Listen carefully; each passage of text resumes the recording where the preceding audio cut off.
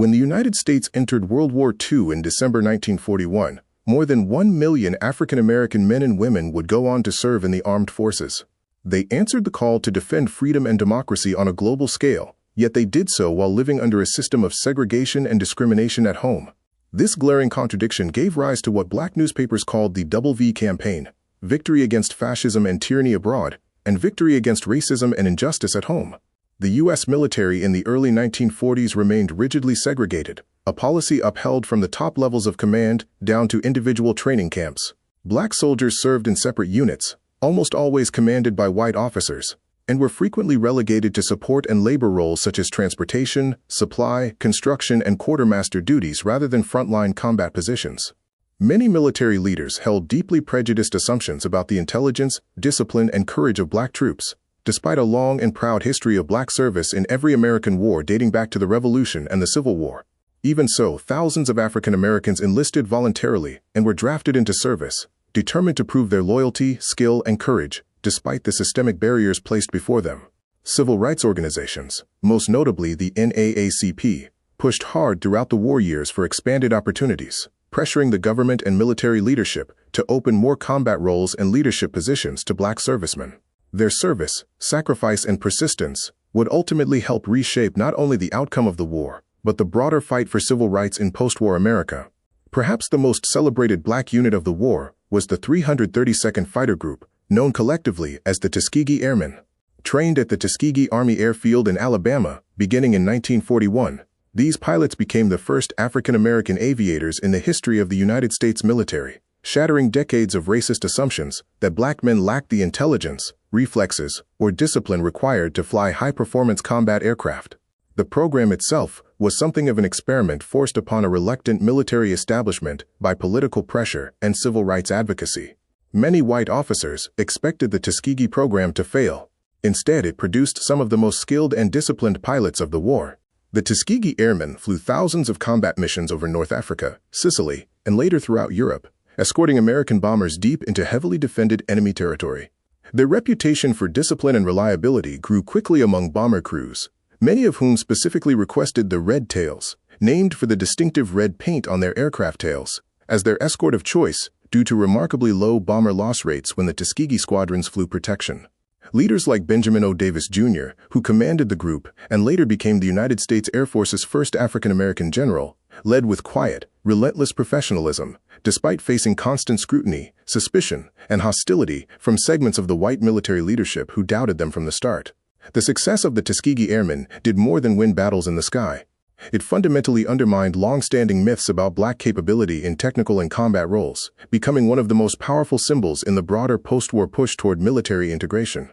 On the ground, units like the 761st Tank Battalion, proudly nicknamed the Black Panthers, fought with extraordinary distinction across the European theater.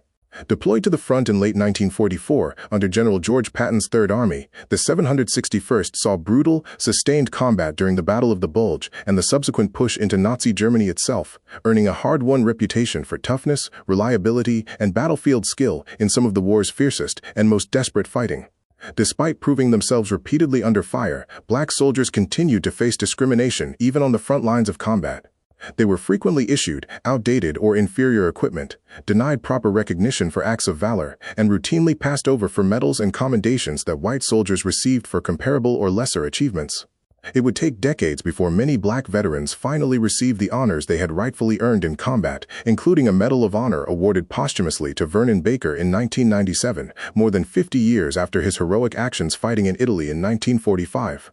Black soldiers also played an absolutely critical logistical role in the Allied war effort, particularly through units like the Red Ball Express, the massive truck convoy system responsible for keeping Allied armies supplied with fuel, ammunition, food, and equipment during the rapid advance across France, following the D-Day landings in 1944.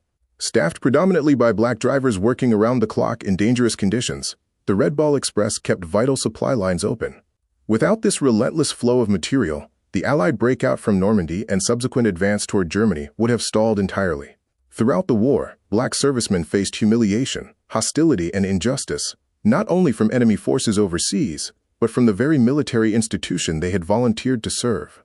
Segregated barracks, separate mess halls, restricted access to recreational facilities, and unequal treatment were common features of military life on bases across the United States, particularly in the American South, where Jim Crow laws extended even onto federal military installations.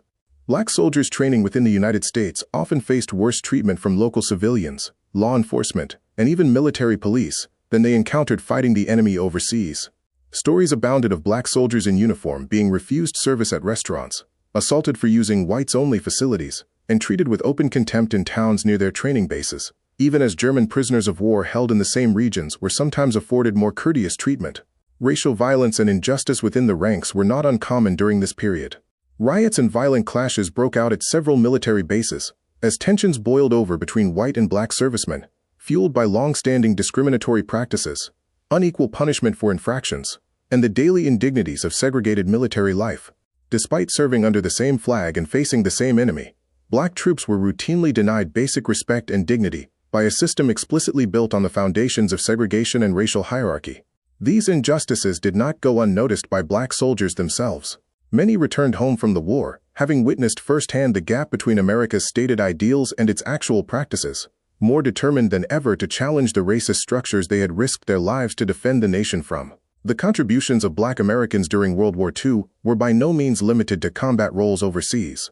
Black women served with distinction as well, most notably through the 6,888th Central Postal Directory Battalion, the only all-black, all-female unit to serve overseas during the entire war.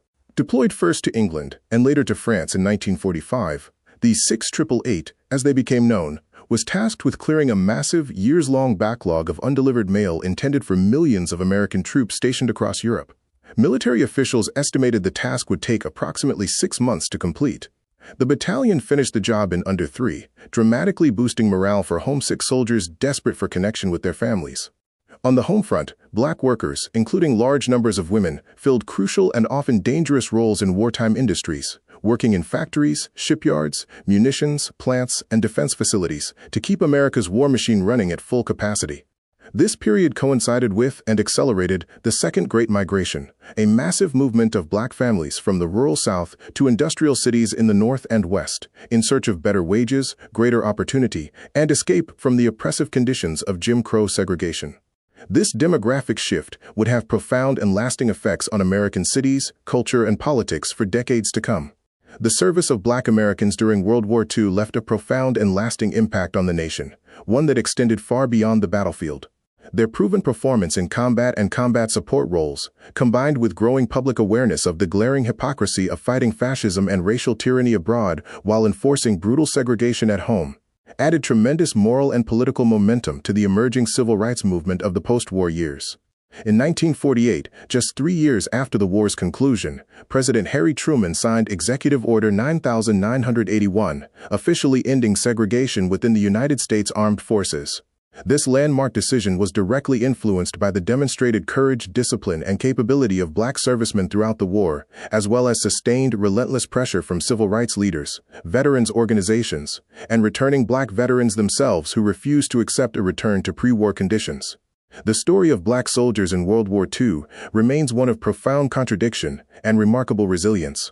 Men and women who fought valiantly for the freedoms of others while being denied full freedom in their own country, who bled and died on foreign battlefields for a nation that treated them as second-class citizens at home, yet who never wavered in their service, courage, and unshakable commitment to a country that had not yet lived up to its own founding ideals.